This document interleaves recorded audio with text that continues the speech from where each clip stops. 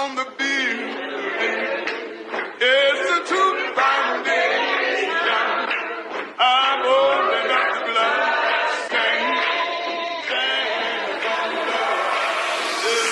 I'm working on the building. It's a true foundation. I'm holding up the blood.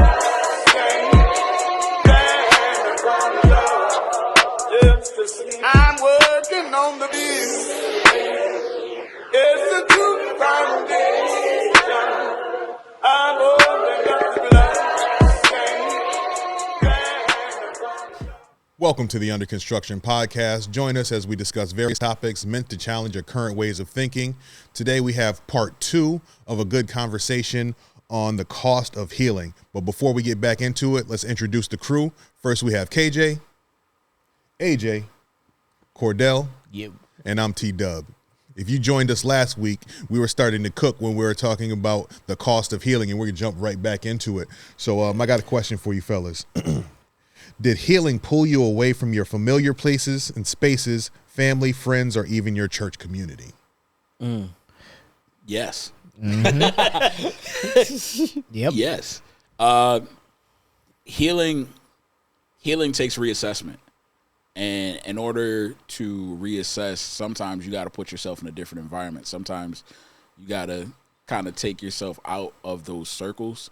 I think about Jesus when after his first miracle, he basically turns the water into wine.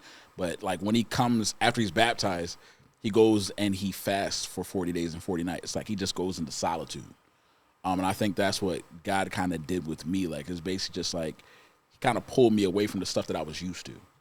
Like, all right, let's have some quiet time. Let's just me and you talk for a little bit. I think about it like if you have like a group of friends, but then like you and one friend is just really close. Like after a while, like all right, everybody break off, but you and your partner kind of leave at the same time, and y'all just talk and chop it up real quick, just to kind of make sure everything's good. I think of it like that. Like he kind of pulled me to the side for a little bit. And it was hard because I was used to the other things. I was used to the other people. I didn't like that people were kind of falling off. Like the relationships, like they're still there, but they're not as strong as they used to be.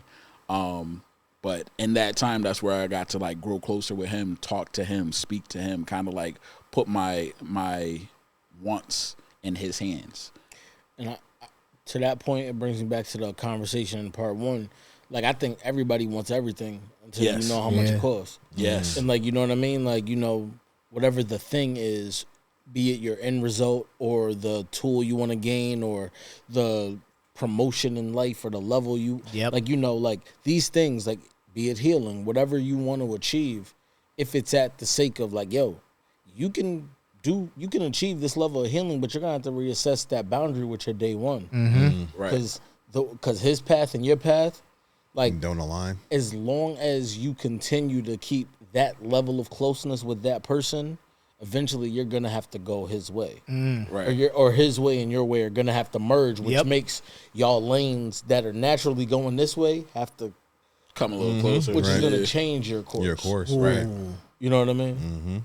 I definitely had examples in my life where I had to leave those spaces, and when you asked that question, it made me think about church. I had patterns of going from different churches in my walk. People would call that church hopping, which I don't got a problem with it. But anyway, what happened was I left the church that I was at. Nothing that the church did was I didn't leave on bad terms. Right? It was just time for me to go to a different place. And when I got to that place, it was the healing I needed that I never experienced, right? But I think sitting in a place too long where healing was, it became a place now where hurt started happening, right? You know, medicine is made for healing, but if you take too much of it, it could start killing you.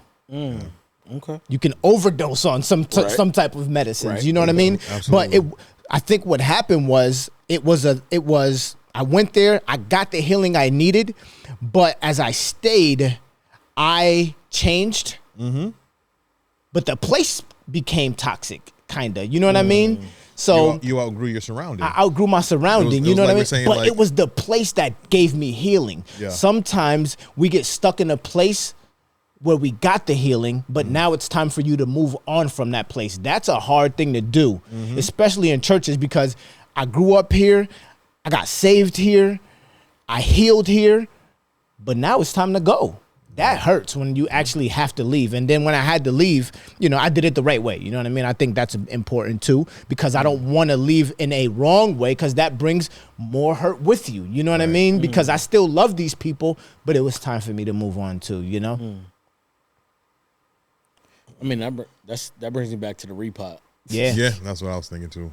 Yeah, man. I mean, I look at it all like you just never know what you have to part with. Yep. And I mean, like when you were talking about your grandmother, cutting the branch and Yeah. like reassessing boundaries.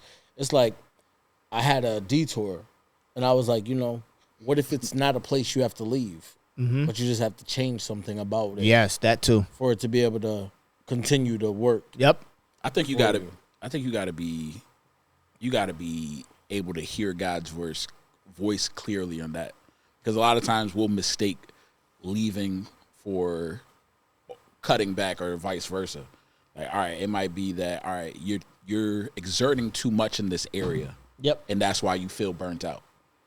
Because you don't have to do all that. I'm not asking you to do all that. I just need you to do this. But because we feel an obligation to do something, like instead of us just saying, okay, I just need to dial back, we'll start to say, all right, maybe I just dial back from these people. Yeah. Or maybe I'll dial back from doing everything. Because I'm kind of like, maybe I'm an extremist in some ways, where like I'm like, all right, like it's like, all right, either we go work this out or I'm just not doing nothing. Yeah. Like that's where I kind of get, like, if I'm frustrated. But like if I'm able to see clearly, if I'm able to hear clearly, like I can say, oh, okay, this isn't actually a problem with everybody. This is just a me problem.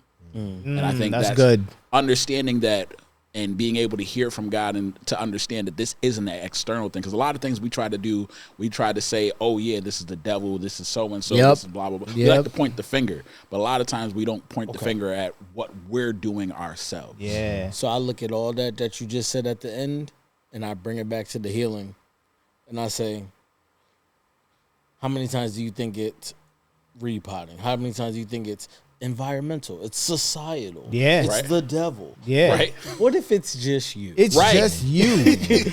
What The if you're common hurting- denominator. What if you're hurting It's yourself? Yeah.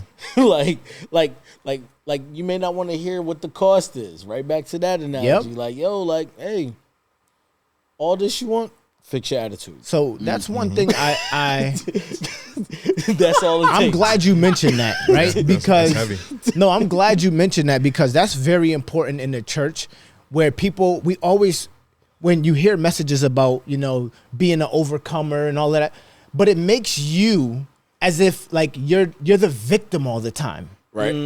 Right. Bro, in this, like, there's a term, a biblical term, it's called narcissism, right? Okay. And what that is reading the Bible from the perspective of yourself. So here's an example. In my story, I'm David and my problem is Goliath, right? And because God came and he's going to take Goliath out, bro, imagine you was Goliath in somebody else's David story. We can't do that. You might have been Saul in the story. Right, we right, can't right. read. Number one, it's important when reading the Bible, everything in the Old Testament and all these stories point to Christ, not me. Everything points to Jesus. The whole book is about him from the beginning to end. So not that we can't learn from it from our point of view and get lessons from it, but it's dangerous to put yourself in it and thinking that it's going to you. Because honestly, if you read the story, 9 times out of 10, we're the bad ones in the story. So it's be careful when we do that. But in church, it's easy to put on a victim mentality because it's me, and it's supposed to be about him. Where'd that term come from? Narcissism. It's a college seminary biblical term. No, that makes sense. It makes sense. 'Cause I mean, it's narcissist and it's it's narcissist exegesis. in Jesus. So there's two terms in the Bible that's called exegesis and Yeah. eisegesis. Exegeting is drawing the correct meaning out of the scripture. Okay. Eisegesis is me reading into the text what I want it to be. Right? Okay. So if I'm looking for something, you're going to find it. But that's not the context of the story. You know what I'm saying? That's eisegesis. And then that third term is narcissism. Is Yeah, that's the danger because the Bible's so open to interpretation. Yeah. that, like, you know what I mean? If you are a little too locked into your point of view, you could flip the whole story. Mm-hmm. Of course. Yeah, and that's but it's so easily that it happens a lot, and people are not, the people are sheep. Let's be honest. You know what I mean? And if they don't know this is what they believe, and then they wonder, why am I not getting healing? You ain't doing the work. I think a lot of times the reason why people do stuff like that or they see themselves and stuff is because they don't take the full story into context. Yeah. So and that's partially because not only are you lying to yourself, but because you want to make yourself the victim, you only see your point of view. And that's the issue with what you're saying. The issue, there's not really an issue of putting yourself or seeing yourself in the Bible. No. The issue is when you see yourself only as the victim. Because, all right, we're talking about Saul. People loved Saul in the beginning. Like, Saul was a lovable person. They loved Saul. They asked for Saul to be king. Yeah, they did. But then after Saul went through some stuff and then he was a little shaken up, and because his heart wasn't following after God, he showed his true colors. Yeah. And sometimes that's us. Like, all right, cool. Some things happen, and what do? Instead of running to God, we run away. And we'll say whatever, blah, blah, blah, blah, blah. Just to kind of save face. Ananias and Sapphira, they had an issue with tithing and offering. They said, is this the full tithe? They said yes. They lied. People do that all the time. How many people lie about their tithes? Oh yeah, this is my 10%. Like, y'all don't know what I got. like people do it, and it's not. And I'm not saying like, oh yeah, you deserve what they got. But what I'm saying is, let's be honest with ourselves. That's the key thing. Let's be truthful. The spirit of truth. That's a part of the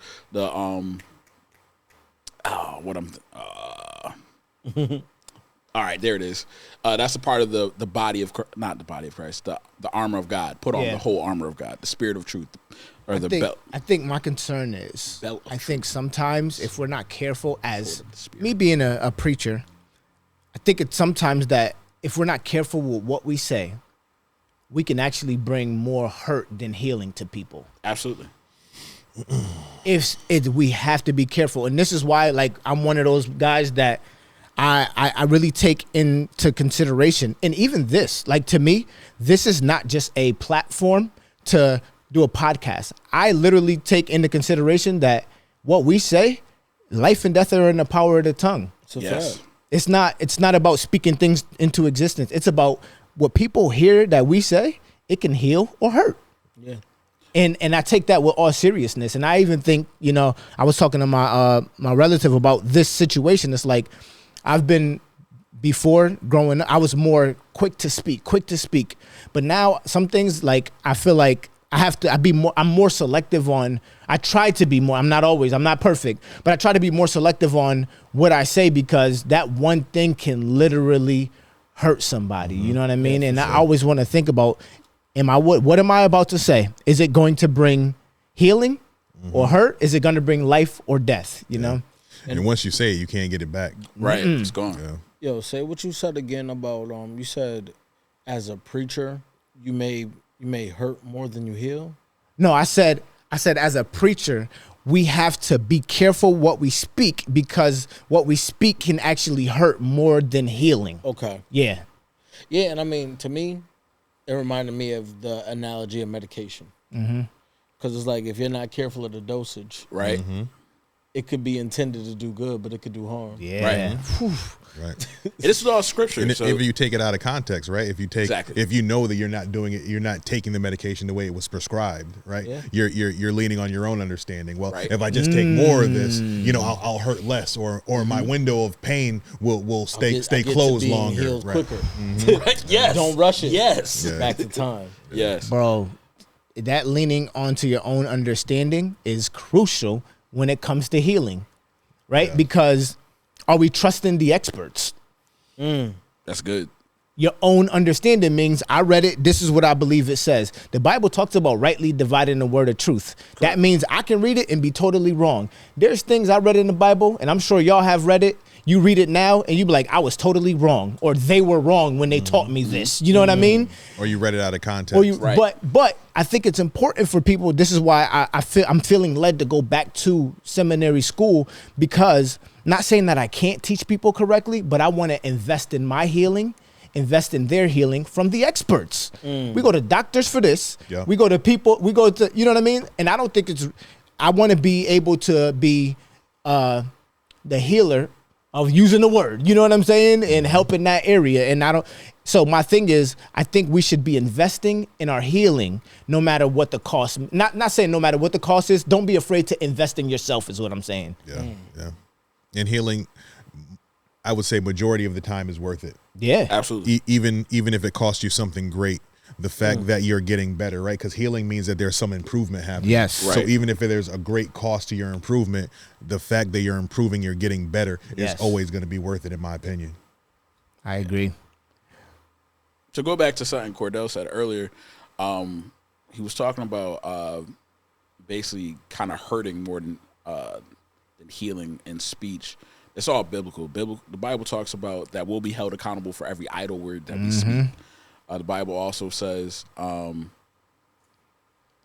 he actually quoted a couple different scriptures: be slow to speak, quick to listen, and a few others. I can't think of the one I really wanted. But the point of the matter is, there it is. Lord, I thank you. The Bible talks about in James that not everybody should be a teacher. And it's because teachers are held to a greater condemnation. So just because everybody wants to be a teacher, everybody wants to be a preacher, if that's not your calling, it's probably best don't force it. Only because what you say to people, to Cordell's point, could either hurt or help them. And it's a 50-50 shot. How you say it can either hurt or help them. When you say it can either hurt or help them. There's mad stuff that goes into it. And God is paying attention to this stuff. All right, cool. This is why I said you got to be in tune with what God is saying. Because sometimes, it may be the right thing to say, but the wrong time to say it. Yep. It may be the right thing to say, but you don't have the because the Bible talks about speaking some things in confidence. Yep. It might just need to be said, me and you. All right, you didn't hear from me and you. All right, me, one of our boys, and you. All right, you didn't hear from us. All right, now it's me and a few people and you. Then this goes to me and the church and you. Yep. Before we, all right, we got to wash our hands kind of stuff. So but there's so many little intricacies that go into it, because what you're trying to do is save the soul. The Bible says that we wrestle not against flesh and blood. And a lot of times we'll get kind of caught up in people. We'll get it caught up in what we can see. Caught up in, you keep doing X, Y, and Z. Yep. I saw you. You know what I'm saying? I don't know. Not to cut you off. You good. But I don't know if you still experience that in your church. Do you go to a more traditional? Yes, but I mean, it's not as bad as it once was. Well, I don't even mean bad. I just mean traditional. You know what I mean? Because it's if I think of the traditional church I grew up in or whatever the case may be, an evangelist comes in or a guest speaker, right? And then they just step up and they're prophesying, and then all of a sudden it's they start airing out somebody's dirty laundry. Yes. Because the Lord told them. And and I'm just right. I'm thinking that that's all that keeps playing in my head when you're is it the right place? Is it the right time? Right. What's the what? You know what I mean? Yeah. How's the delivery? I once heard a person say this, one of my teachers. She said, if I say something and I hurt your flesh, I was in the spirit. But if I say something and I hurt your spirit, I was in the flesh. Wait. Yes. So? Yeah. So you get what I'm saying? Because it's to me, because it's there's no condemnation for those in Christ Jesus. You should never leave the house of God condemning. So if somebody's calling out, airing out your business, God don't do that. That's to me. I don't think God. I agree. There's no shame in God. There's Correct. no condemnation. That's in why God. I think that's why the statement perplexed me, because I was thinking like, No. if I it probably hurts took your, it the wrong if, way. I was thinking if it hurts your, if it hurts your your- flesh, I'm in the flesh. If- If it hurts your spirit, So I'm in so the what, spirit. so what I'm saying is, if it hurts your spirit, I'm speaking from my flesh and not from God. That's what I mean by I'm saying that. You know what I'm saying? God ain't telling me to say that. Cordell said that. Got you. That's what I mean by that Got you. analogy. You know what I mean? Got But you. it made me think about. I wanted to flip it to another analogy and it kind of a question. It's like I look at a person that plays sports, right? When they get injured, they might not be able to perform the same way they used to. Yeah. But they might gain a set of skills that they never had before. Okay. I'm not as athletic as I was before, but I have developed the jump shot now. Yeah. You know what where I'm you're going. saying? You see where I'm going? Well, I'm thinking Derrick Rose. Like, all right, Yeah. Okay. he Yeah. gets hurt. He's not as explosive as he used to be. But then he still gets to the buck. He still gets to the cup. He still, he develops his shot. He develops another skill Yeah. to offset the fact that I can't do what I once could. So yeah, But I think I think we can use that same analogy too with healing, because it's like unless you deal with hurt, you'll never know some of the strengths that you actually had. very true. So Yeah, a lot of stuff is birthed in struggle. yeah.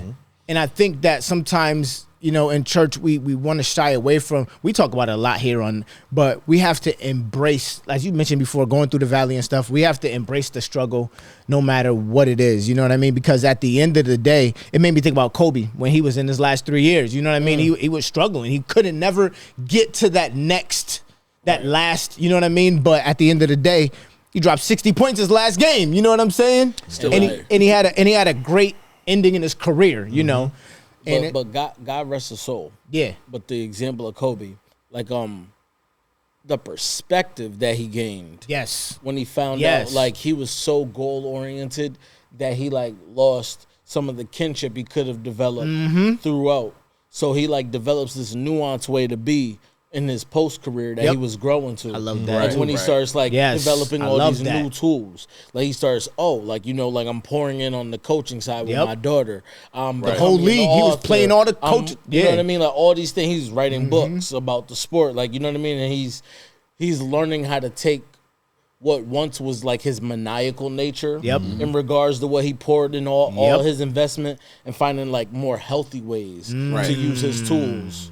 Like yeah. So we can do that same thing with our healing, things that I love that. Some things may have been bad in a different respect, and now they're meant for your good. Yeah, sometimes the trials and tribulations are there to lead you to further development. Yes. Like if you Exactly. hadn't gone through these things, you hadn't been hurt in a certain way, your path to healing wouldn't have led you to a place where you could develop in a different way, and it's going to be a benefit not only to you but to others as well. Yeah. Yeah, I mean, I think like not to be cliche, but I mean that's why the testimony is your test. You know what I'm saying? Yep. Because at the end of the day, like they say, you're overcome by the words of your words. testimony. The Yes, words of your sir. testimony. Like I'll say, like like if I even just look at my pops or whatever, like I always say, like yo, I see a day where he could speak to people about addiction history just because he dealt with it. Yep. You know what I mean? It's like, yo, I don't need, like I used to always say it and compare it to other people in church because like that was a more immature place I was in.